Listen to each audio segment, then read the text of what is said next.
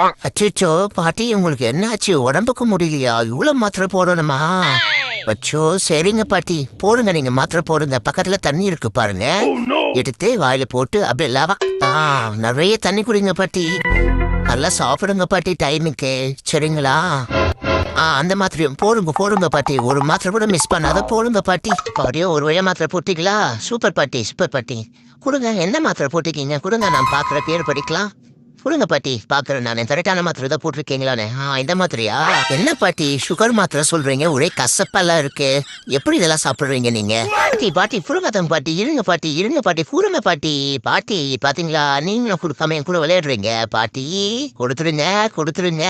உங்களுக்கு உடம்பு சரியில்லை ஒரு காரணத்துக்கு தான் பாட்டி நான் அமைதியா இருக்கேன். இல்லைன்னா நான் கோவத்துல அடிச்சு போடுவேன் தெரியுமா?